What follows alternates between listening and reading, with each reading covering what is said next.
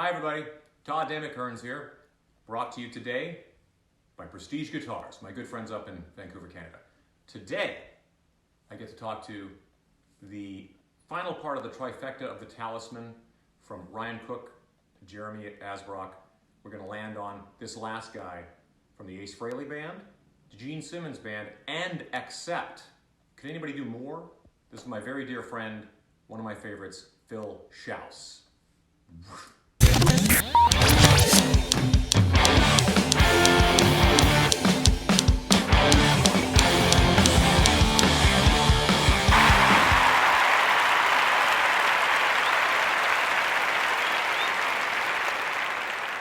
Yep. Phil. Todd. we should just do that for an hour. Phil. Like Bill and Ted. Yep. How are you? I'm fantastic. It's another beautiful. How are you in the desert of Vegas? It's great. It's become like the surface of the sun outside. So Yeah. unfortunately, I kind of trap myself indoors till the sun goes down. Well, unless I'm hiding in my car. You go from an air-conditioned garage in your air-conditioned car to another air-conditioned garage, preferably. Otherwise, you just burst into flames. If you're this pale. Yeah. I've got a good pool tan. I see that. Pool, my apartment complex, like almost every day. Good for you. So yeah, it's been nice. That's great.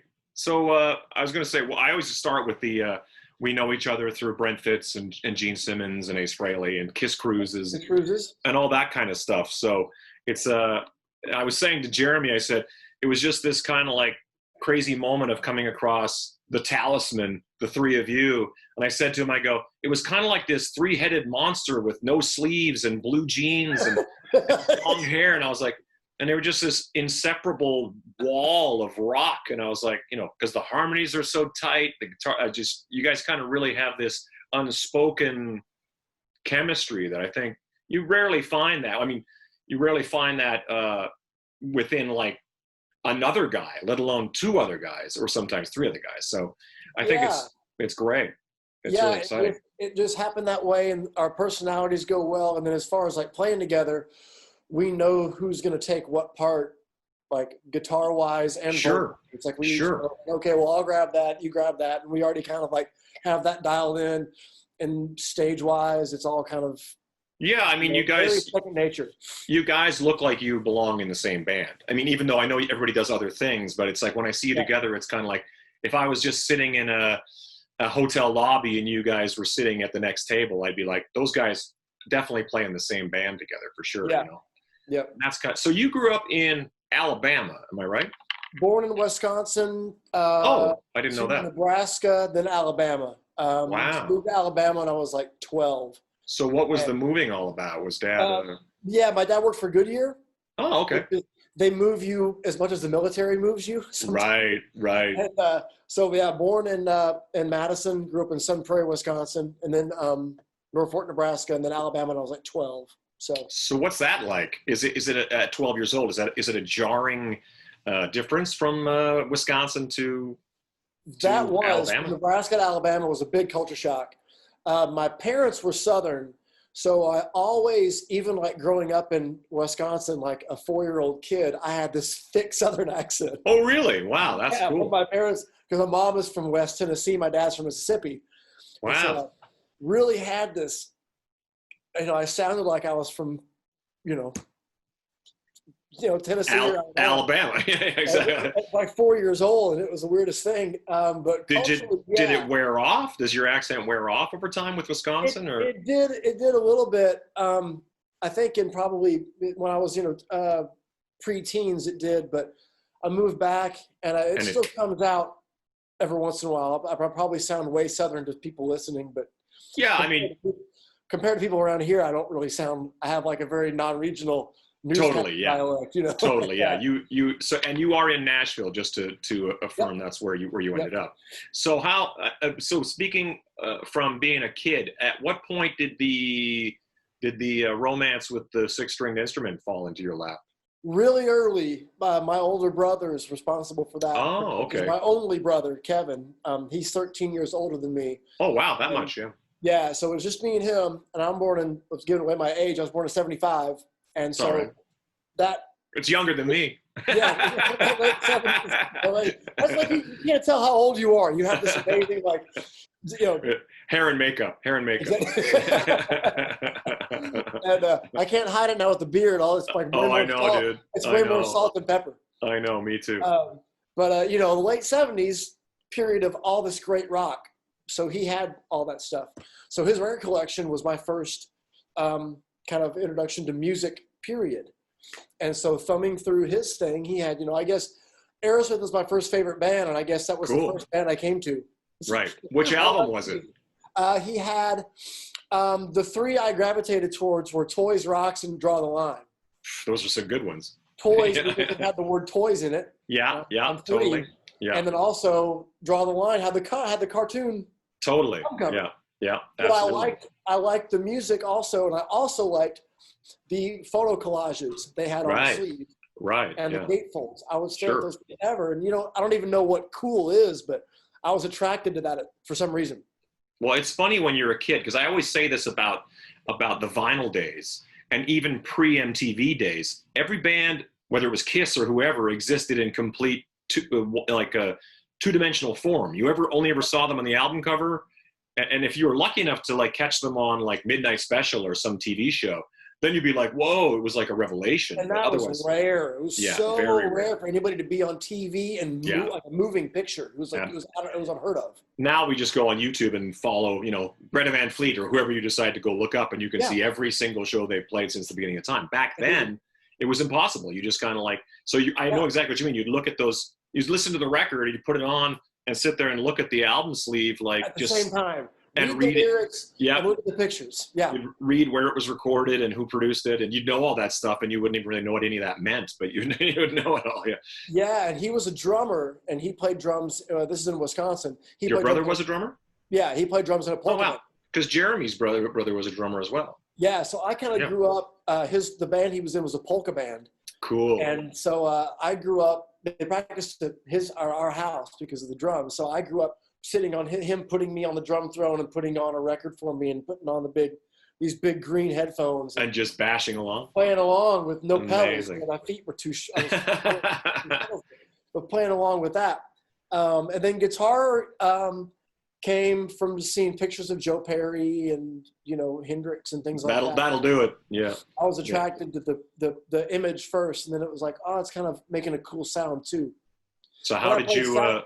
I ended up playing saxophone. Oh, really? In between there, because when it was time for school band, it wasn't a question of what am I going to play? It was like, I'm going to play something. So I went for drum first, but I didn't have any piano lessons because they required you to have piano for xylophone. Oh, I see. Oh, wow. I can already play Wipeout. I can blow these. I can blow away every kid in line, but I couldn't do it. So I had also, for my brother, and I'd also seen the movie, The Blues Brothers, which I thought was the most amazing thing. And the soundtrack was my introduction to rhythm and blues. Sure, yeah. I'd never heard that before. Mm-hmm. And I thought Lou Marini, their tenor sax player, was the coolest guy in the world. So totally. Can't play drums? I'll play sax. Totally, yeah. And I played saxophone all through school, into college, and So, do you still get around on the saxophone? I barely played for a few years, and I sold it a couple years ago. Right. But yeah, I suppose I remember the fingerings for all the scales. So interesting. I suppose I could. Yeah. Maybe the kind of thing you might need to woodshed for a couple weeks or months or something. You never know what you might be able to come up with. Get the lung capacity back. Exactly. That's a whole other animal, isn't it? So how did you find, who did you convince your parents to buy you a guitar, or how does that work? We were moving from Nebraska to Alabama, and I was really bummed. I was 20 years old. It's kind of a hard time to move. Totally. So the bride from my mom was the guitar. No way. that was to soften the blow of everything, because I couldn't get a guitar before because I would join a band. Boy, and my life would be ruined. Exactly. And look what happened. And look what happened. But so that was mom's soften the blow thing. So I wish I had it. It was this hollow body Epiphone. Oh, cool. It's unlike any other hollow body. It wasn't a Casino or a Sheraton. It was a different thing. I can't even find a photo of it. Really? That's, Interesting. Long gone, but yeah. So that's so that's when you got to Alabama. You started basically digging into the guitar. Yeah. Yep. And was it just like on, like the second you owned it, it was just? Yeah, it was harder. It didn't come as easy as saxophone did. Saxophone came really easily. I really interesting. Quickly. Guitar was tough. I had to really work on it, and I was in marching band, and that consumes all of your time. We had a really competitive marching band and concert band program at Austin High School where I went in Alabama, and so that took a lot of time. So I definitely put guitar away, would pick it back up. And then I forget, there was this kid in my school, Eric Sorquist, who's passed on now, but he was about a year or two older than me. And if he was as good as I remember him being, because your memory back then kind of softens and fades and things get blown up. But man, if he was as good as I remember him, he was phenomenal for being 16 years old. Wow. So seeing him was a big deal, and I kind of picked the guitar up heavy after hanging out with him and going, oh, wow, Eric's really good. And wow. started working on it harder. And then when I got into Van Halen, it was on. It was on. So how old are you around this point? Like Van Halen and all that coming in? 14. Right, just a kid, yeah. So still like very early to be playing, like challenging stuff. Because when I was a kid in the 80s, I never really kind of went that route. I was more the Paul Stanley route of like, gang. But a lot of kids, like 16-year-old kids, were shredding. Like, were like tearing it up with like a Floyd Rose and a, some kind of Kramer or something like that. And that was sort of very, very common that kids just kind of like locked themselves in basements and just, figured that out. And I'm assuming you're sort of the same guy. It is what I did in my room. I didn't date. I didn't party in high school. I sat in my room and learned guitar. That's and so I'd already like been into the Beatles at this point. Like, and George Harrison was a big deal to me too. Right. Like 10 years old, I got into the Beatles, and that is, remains today. Like my biggest crazy thing. But it was, a lot of Beatles songs weren't in the guitar magazines that we were reading at the time. They're also they're also no joke. I was saying this earlier. I was saying like Beatles songs are in a lot of ways more challenging than just straight up rock songs. Like if they would have said, here, learn Chuck Berry, you'd be like, oh, okay, I could figure my way out around that. But Beatles is all kinds of chord changes, very expensive chords going on. I call them smart chords. There's a lot of stuff. And me and my friend Monica are gearing up to do a Beatles live stream. Great. And so we're doing a lot of the ones with 2-part harmonies, and that's a lot of the earlier stuff. And working that stuff up, it's like still I've got the big white book with all the scores in it. Sure, The complete Beatles book, and it's just always amazing to go through that stuff. And I'm like, oh, it's sobering, dude. Like when I always think whenever I'm watching footage of these guys and they're like 23, and they can't even hear themselves. It's just like. And they're singing perfectly in key with each other, and you're like, no monitor wedges. No, and these days with our in-ears and everything, we're kind of like super freaked out if anything goes wrong. And I'm like, those Beatles were kids, and they were singing. They couldn't hear anything. They couldn't even hear each other playing. Probably couldn't hear the guitars for pitch barely. No, you're just kind of like. Just jump in the deep end and go. Absolutely amazing how good they were. So it's another one of those artists, or they're another one of those bands that's kind of inspiring and depressing at the same time. Like you feel like I want to do that, but I also never want to play guitar again because I know it's inspiring in the fact where you get like a lot of the bootlegs like I have, and they're totally screwing up everything in the studio. And it's like it really takes them a long time to get it right. Totally. That's where it's like, okay, I feel pretty good about them now. They are human. That's true. When you're just presented this perfect thing, you're like, damn, I don't even know how to. But when you sort of see how it kind of came together, you're like, oh, okay. Yeah, it's fun to watch all that stuff. Totally. So what kind of, when did you end up playing like with guys in a band or making racket in a basement or a garage? My first band, I guess I was a junior or a sophomore maybe because I couldn't drive yet. So I guess I was 15, called Excalibur. Ah, perfect. And me and 3 other guys in my high school. We had maybe one original song, but we, a lot of covers of the day. What kind of stuff? Metal or like kind of rock metal. Sure. We did like some Van Halen, Guns N' Roses were big for us. Mm-hmm. We did a Ramones song, Primal Scream, my Motley Crue. That was one of the songs that we did. That was just we had to learn that one. Enter Sandman, like that kind of stuff. Of course. Was coming out. It was new then. Of course, really into. Yeah, and And how old are you about then when you start playing in a band? Probably 15, 16. Okay, and you couldn't play anywhere. No. You know, there was no like school program like schools have now where it's like. I know, right? School of Rock gigs and stuff like that. My nephews were in like, the School of Rock thing in Nebraska. And I'm like, you couldn't pay anybody to get this. No, I know. In fact, it was kind of almost discouraged to be playing that kind of music in any way, shape, or form. Now it's like all those people of our age group are now teaching School of Rock type things. So have kids. Yeah, and they have kids. And they're giving their kids all this stuff. And I had nothing. No. You could barely get a guitar in the town that I lived in. Was there like a talent show or anything you guys could play at, or was it just straight up like just in garages? Yeah, there was actually we played the talent show, the high school talent show, and I was in this thing 2 years in a row with different groups, but we got beat by the same 4 guys that sang Boys to Men. Oh wow! There you go. Both years, and they were really good. They were really good. They did a Boys to Men song like both years. And the first year we did "Don't Cry" by Guns N' Roses. Oh wow! That's a pretty ambitious thing to take on.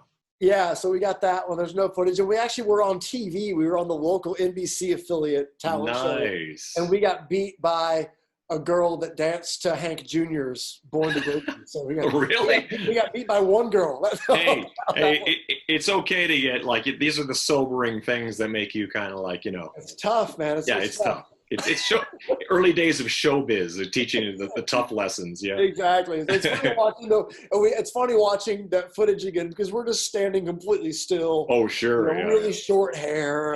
Yeah. Totally dorky and uncomfortable. And, staring at your hands. I got like a pink Ibanez. Oh yeah, of course, yeah. So, crazy. So what? At what point do you make this big journey to was Nashville always your first choice, or were you thinking Los Angeles at one point? Or actually tried LA, and that fell. I was out there like for only a little while and moved back home. I really floundered a lot. What year were you in LA? Like what years were those? Oh man, because there was a wacky time to be in LA where like there was the hot period and then there was a weird gray area. It's kind of in the gray area. These years, it begins to blur for me around then just because like I moved around a lot and didn't stay anywhere. Right. I was pretty much. Did you go by your like literally guitar in hand by yourself go out there, or did you go out with a band? It was me and a couple of guys. It ended up being a shitty deal for everybody. So we were out there like maybe like a week or two and then just came back home. I see. We're not going to do this anymore. So yeah, I was pretty much following any lead, however far-fetched and impossible, just to try to do something. Absolutely, yeah. And so I went from there, moved to Birmingham, Alabama for a little bit, then moved back to Decatur, Alabama, where my folks still live, where I lived before. What kind of scene is there in places like Birmingham? Is there like a scene at all? Or, I mean, like I'm sure there. Yeah, not really. More than what I was used to. But it was still more than Decatur. Yeah. Yeah. And I was kind of going. I was living in Auburn, the college town, not going to college there, but just like working and playing. Sure. That was in there too. You're gigging a lot at this point, but you're not really getting anywhere. I learned a lot. I learned a lot about stage performance, things like that, but not really being professional. I didn't really have any kind of idea of what it takes to be a professional musician until I got to Nashville. Right. And that was in 2004.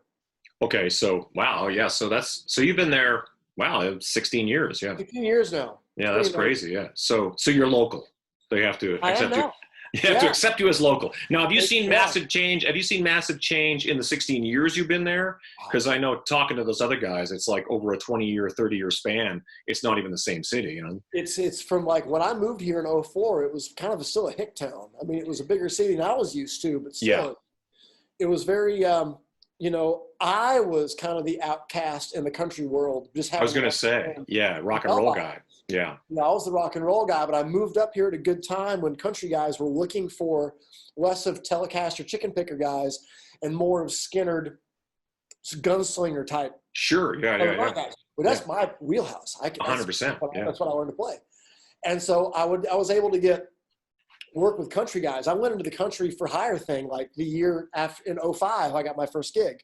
That's amazing. And so I did that, and it was with guys like David Lee Murphy, Chris Cagle, on to Rodney Atkins, where they kind of liked what I brought and didn't change me. It wasn't like, here, dude, it's like, don't do that, dress like that, play a Les Paul at your knees, and do that, Yeah. So basically just be Phil, but in this context, So I just took what I did, and I didn't really change it. I just made it fit into this other world. Totally. It still played the same, still played bluesy, southern sounding guitar. Sure. And it fit right in.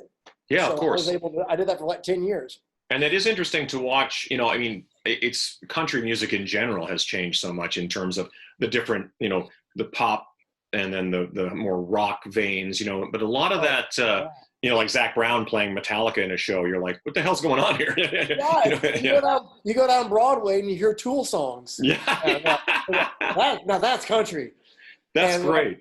And like guys with big Liberty Spike mohawks, and it's like, wow, I'm like Merle Haggard compared to And I was like, when playing the Opry back when I in like 05, 06, I was definitely like the odd man out, Totally, yeah. Now I fit right in, Well, it's interesting because I think that, we were talking about Hollywood before, how that slowly guys like Kip Winger and Tom Kiefer and those guys were slowly, Karabi were all landing in Nashville. And I was like, what's in Nashville? I didn't understand. I was like, isn't it like country music out there? And they're like, yeah, but it's a huge, obviously the writing and all that kind of stuff. And now after meeting you guys and so many other people, I'm like, well, there's a huge rock community there that I wasn't even aware of.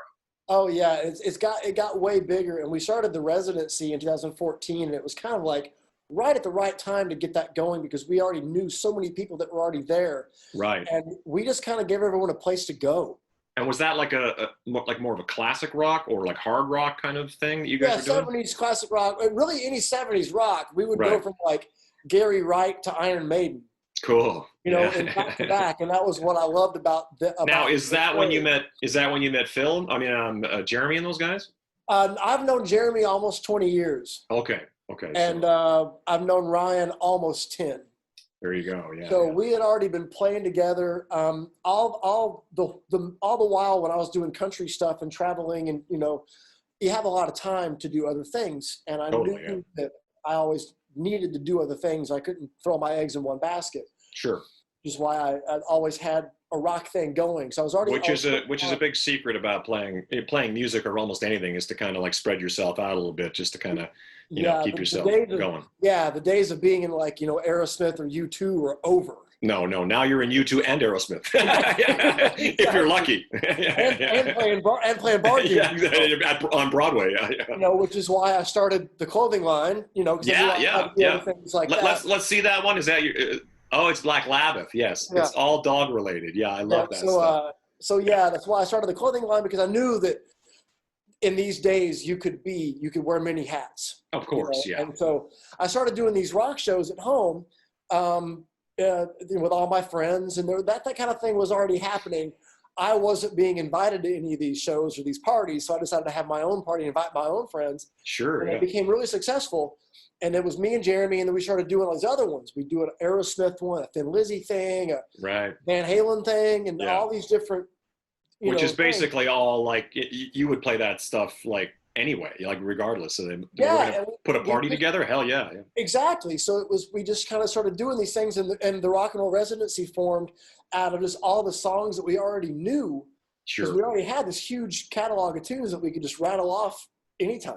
Absolutely. And we knew the people, the guest stars that were here, like Damon Johnson, John Corabi, Chuck Garrick, just get it going. Yeah. All these guys, all the Skid Row guys, like the guys you mentioned, Derek St. Holmes, all those dudes would come out and play, and it turned into like a 1 month thing to the summer and into like 5 years. So it was like the thing to do for rock people, but it wasn't like we rejuvenated the rock scene. We just gave everybody a place to go. Totally, yeah. And you'd probably be surprised how many other people are in the city going like, I wish there was somewhere to go to hear like some good rock and roll. Here it is. Yeah. And that's what it was. And that's why it grew, because it was, we picked a good spot for it. People could wander off the street and be like, are those guys playing Ted Nugent? And they'd just walk off the street. And they're like, wow, there's that guy. And, oh, wow, there's the guy from Brother Kane. There's the guy from Alice Cooper's band. There's Kip Winger over there. And, and Lizzie and Joe from Hailstorm would come by and sing and play. And it turned into this big thing.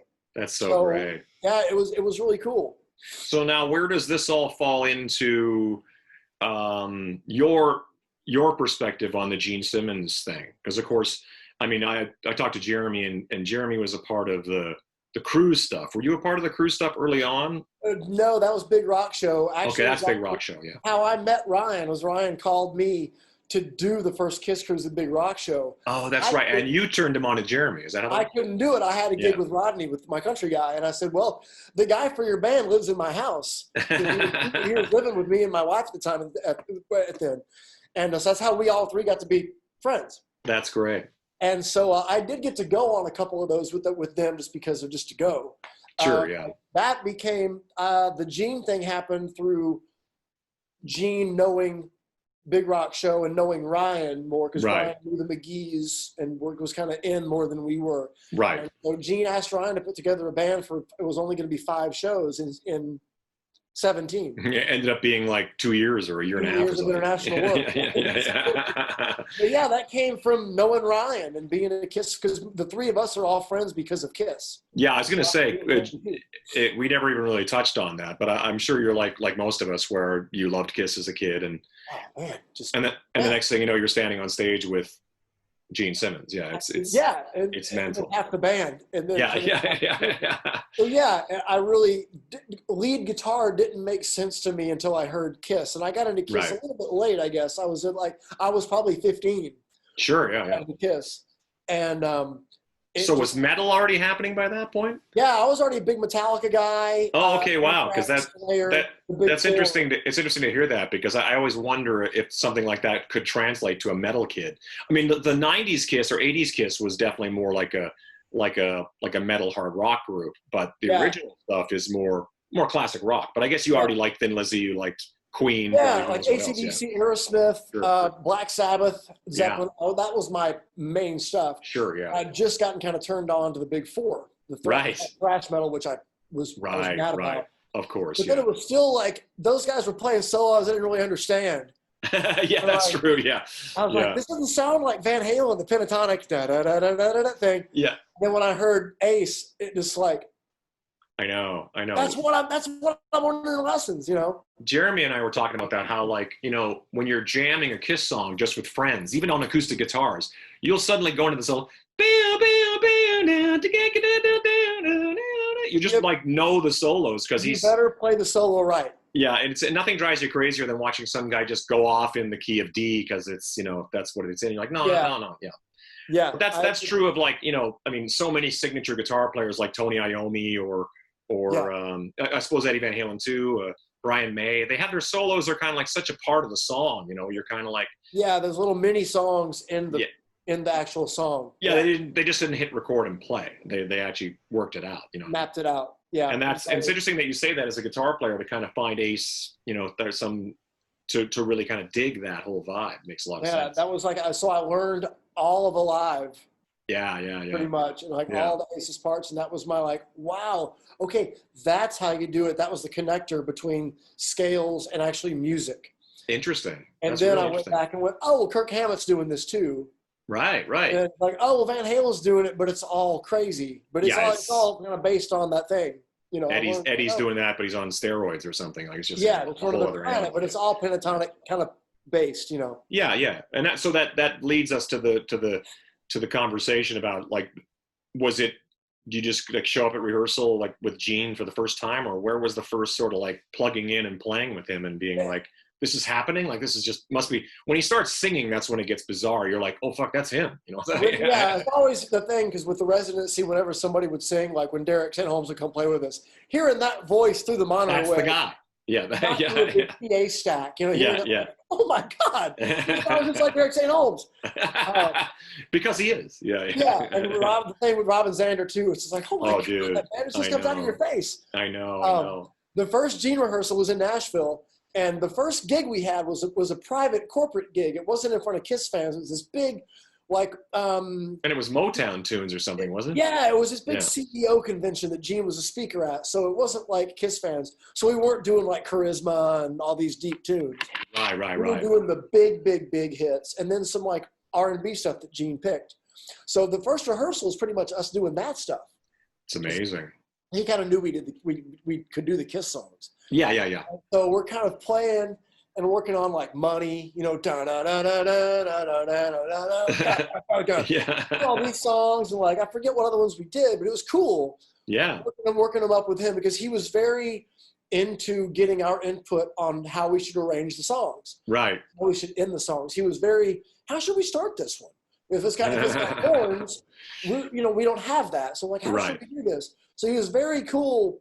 I was impressed immediately by how like open he was. Yeah. And it was pretty quickly, but pretty quickly in the rehearsal when he realized that, oh, these guys can really sing and make it really well and work. Yeah, taking into account that you got three guys who can sing, and then you got the three guitar attack. Of course, that was a blast. How that came about was at first Gene was just going to sing lead.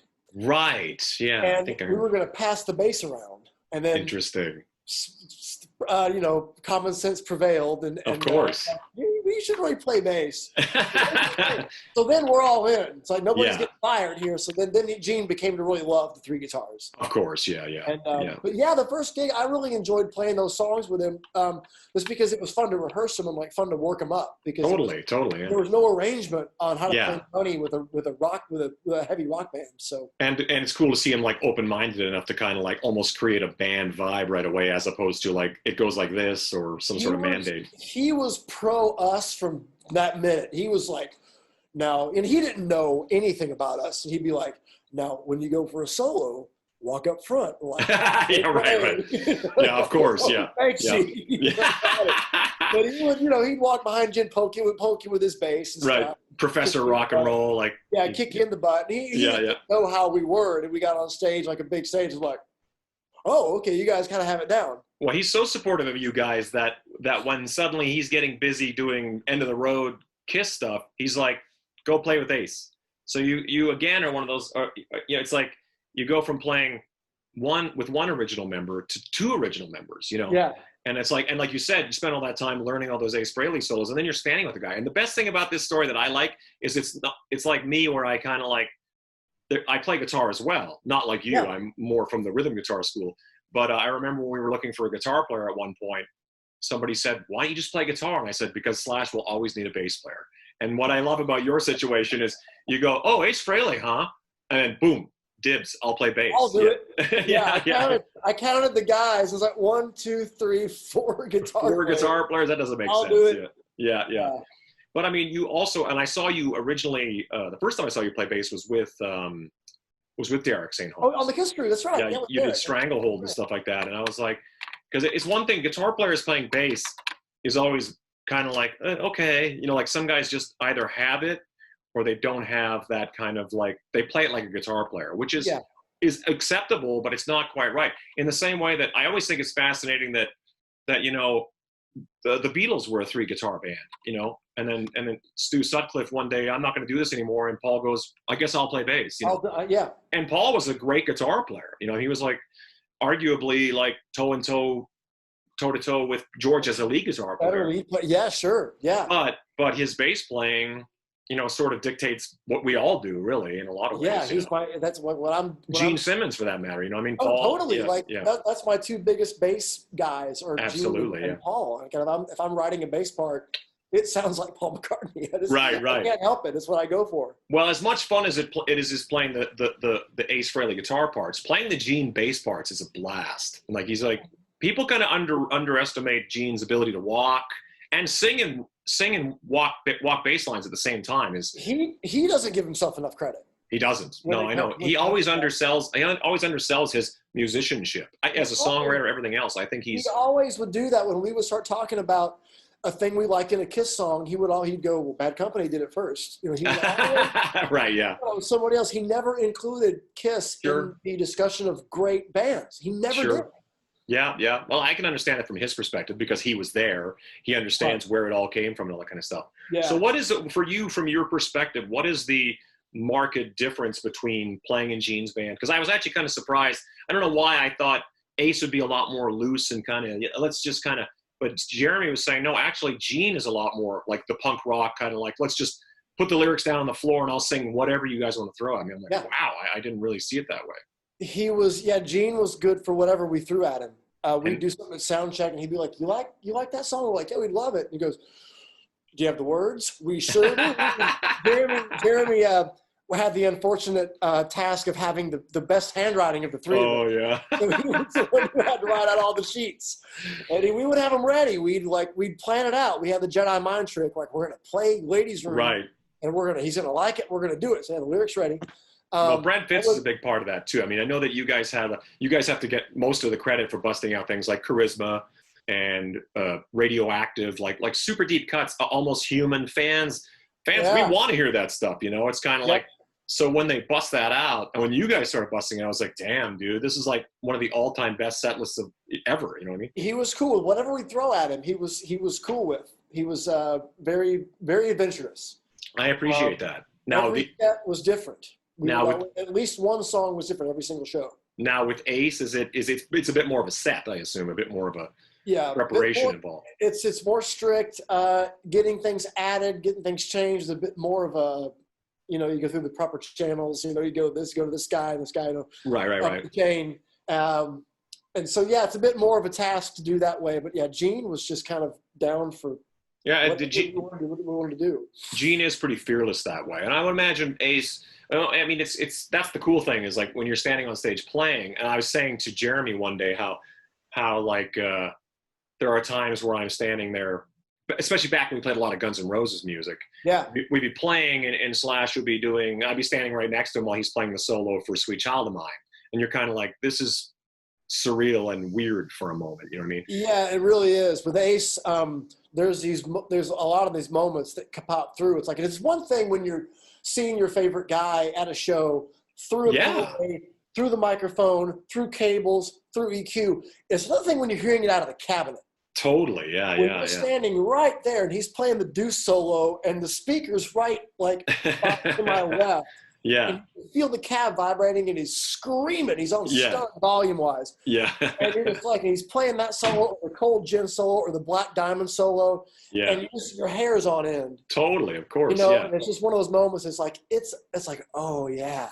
But that's the best part of it too, is because, you guys and myself are still fans. Even though we do this for our life and our living, it's like you say, when Robin Zander walks in the room, it's like, dude, or any of those guys, it's like, it's such a trip that I never really let go of that. I mean, you learn to be cool, like, oh, hey, dude, but you always have that little thing in you that's it's never lost on you. No, it's always you do, you can handle it. I think anybody can walk in the room. I can handle it. Of course. Yeah. But it's, you never lose how special it is. And totally. And that's why every night is still cool. Every night with Gene was still like a special. Of course. I can't imagine. So now where does Accept fit into all this? Because then out of nowhere, you're suddenly the guitar player and Accept. And I'm like, damn, I usually consider myself one of the busiest guys ever. And I go, damn, I'm looking at your, like out of nowhere, I just noticed you're the guitar player playing guitar and Accept. So not just scheduling wise, which I'm sure it can have its own challenges, but how did this even come about? What's the connection, a German metal group and a guy from Nashville? Like, how does that work? Wolf Hoffman's lived in Nashville since the early 90s. Has he really? I did not know that. Yeah, he's one of the first non-rock, non-country people to move here. And German, no less. What brought him there? Did he meet a girl? Did he meet a girl or something? No, I think he lived in, he lived in the Northeast somewhere. And then for a while, so he was already living in America, married to Gabby for forever. And they moved here in the early 90s. I forget how it got on his radar, but interesting. He was like the guy that moved here. So he's been here for that long. And then we started doing the residency. Peter Baltus started coming around. Oh, wow. Yeah. Peter, so we started to meet. I met Peter first, and then Peter was kind of one of the first guests we would have. we'd do Deep Purple with him and do things Okay, like that. And we started doing Accept songs with him. And then Amazing. Our buddy Christopher Williams, who played with the Gene and Ace tour with us in Japan and Australia, he got the gig with Accept. He started being the new drummer. And that was like in 2015. Crazy. I think. So they kind of, and they met him. He got on their radar from the Residency. Amazing. We all kind of started to meet each other, and they came, and then I met all the guys and got along with everybody and everything. And so 2017, they were doing this big thing at Wacken. They were headlining one of the shows at Wacken one night. In big Germany. 2 hour, yeah. big 2 those hour. guys would be gods at Wacken. Yeah, I mean, they headline every few years. You know, they're always there, and it's just insane. Yeah. They were doing a big special thing that one night, one show, with an orchestra, because Wolf had done a solo record called Headbanger Symphony, where he and his arranger took classical pieces and arranged them for a 4-piece metal band with full orchestra. Wow. So, and it's like, and so in that, Wolf kind of made the lead guitar one of the lead instruments. Cool. So it isn't just like an oboe or a flute or a violin anymore. It's electric guitar doing those moves too. Cool. So I played in the 30-minute segment of that. Cool. Okay. Wow. And so that was a 30-minute segment of a big show where Accept played with the orchestra as well. And Accept music worked perfect with an orchestra, because if you go back, he's been quoting classical pieces forever, like Metal Heart. Really? Sure. Yeah. You know, it's seamless. It works so well. So the spring of last year, they booked a 6-week, total of 6 weeks in Europe and Eastern Europe, the Symphonic Terror Tour, where half it was classical, half Accept, all with the orchestra. Cool. And Uwe, their guitarist, was having some medical stuff, and I think scheduling medical stuff where he couldn't make some of the gigs or rehearsals. So I filled in for him for that, for the whole tour, and did the 3 weeks, 3 weeks again. And I got along so well, and it was so much fun. And you always got to be careful who's subbing for you. If you get a fill-in guy, you got to be careful. Especially if he's a good dude and can play like Phil, you're in trouble. They ended up adding me, so they got him back. We're 6 pieces. Oh, that's right. Yeah, you guys got a whole thing going on. So we're 3 guitars. So you're like Maiden, like Iron Maiden. With this exactly. Yeah. I dance a lot less than Yannick. I don't pirouette as often as you got to work on that, dude. Yeah, exactly. But I think the tour, and the timing is weird. I forget, but I think the tour ended, and I met Wolf at the Thai place that we always would meet before we work on guitar stuff, and he asked me to join the band if I wanted to, and I go, I was really hoping you'd ask me. Of course, It's a really great organization. The crew is great. It's really professional. It's just like, it's, well run, and it's challenging musically, very challenging. Yeah. It's no joke. And I was hoping he'd ask me to do it, and so he did. So they added me in the mix, and we're the 6-pack now. So that's so cool. I mean, it's really kind of an awesome, hearing your story, because it's one of those things where you go, you're just some kid, you pick up a guitar, and through a series of events, landing in a place that's the one thing, is landing in a place like Nashville, landing in a place like Hollywood or Nashville or New York or at one of the right timing, Austin, and you can't pick that. A lot of what happened in my thing is I couldn't have picked it.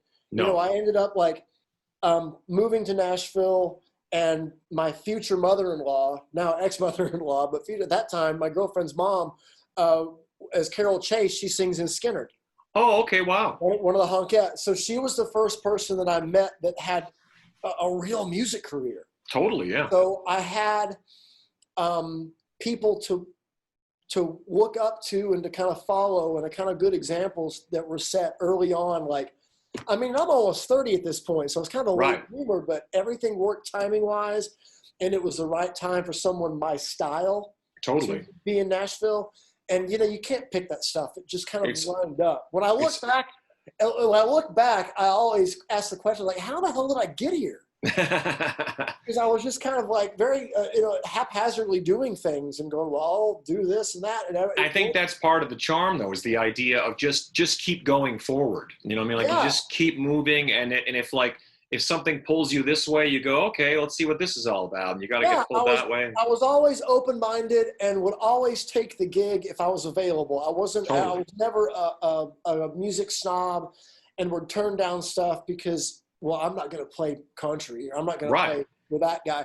I was always open-minded, and if they wanted me to play and were going to pay me, I was available. I took the gig.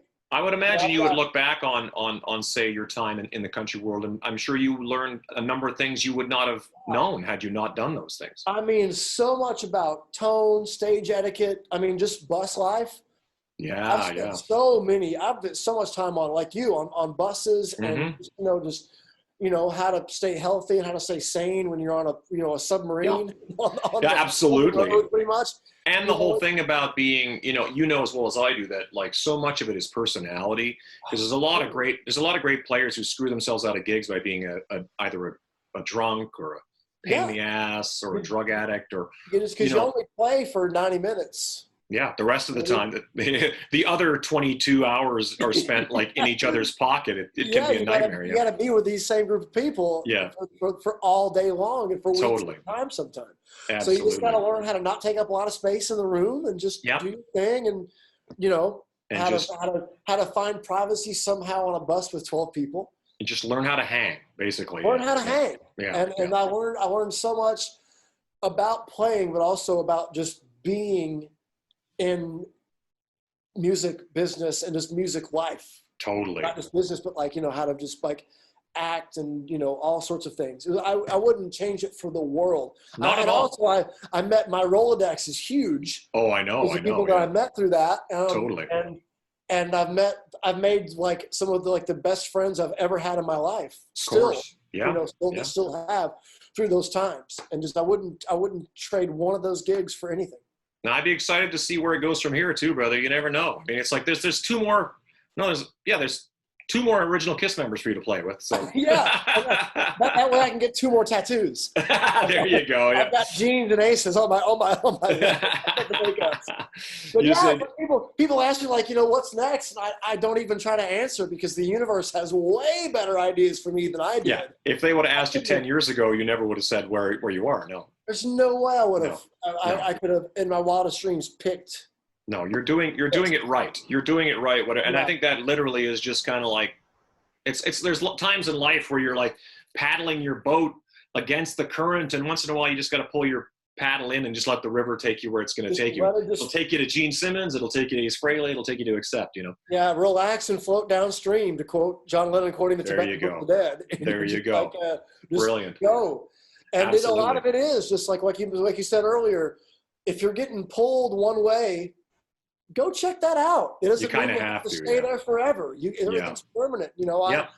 I left the country scene in 2016 when I realized that when I got my taxes that previous year, my end of the year thing, it was like, I can do this one myself. We were kind of on the way down. Right. And I realized that I could definitely pursue the residency harder and do some other gigs and make it myself. And it was the next year that the Gene thing kind of presented itself. So there you go. So it all works out. I mean, that's the cool thing about it. I'm really, like I say, I'm really excited to see where it goes from here. Anything's possible. That's the crazy thing. So yeah, it's amazing. And who knows when we're going to get back to actually, that's the other thing. Yeah. Hopefully we'll get on stage one of these days. Yeah, maybe so one day. Yeah, maybe. Well, thanks so much, buddy. I really appreciate you taking the time to hang. I just, absolutely, man. That was fun. I really, like I said, just being able to talk to anybody, that does this for a living, especially guys in Nashville, because it's a whole, that is the music town. Nothing made me happier than the first time I checked into a hotel in Nashville, I was like, there was music notes all over the wall and everything was like, so like Hollywood is like, Hollywood or, what that is, but it's acting, it's movies, it's everything, you know what I mean? And then, but you go to Nashville and it's like, it's music. And I go, wow, I totally get it. Yeah. It really is. I totally get it. So, but I really appreciate it, brother. And I hope we get to do this in person one day. Well, I mean, we will eventually, hopefully. Yeah, exactly. I've been calling this retirement practice. I just kind of like putter around the garden, call some friends, just hang out, drive my wife crazy. Read a little bit, do some yoga. Exactly, yeah. Exactly, yeah. Well, thanks so much, and I really look forward to following whatever you end up doing, which is likewise. Say hey to Fitzy when you talk to him. I will do, dude. Thank you so much. Big love, Daddy-O.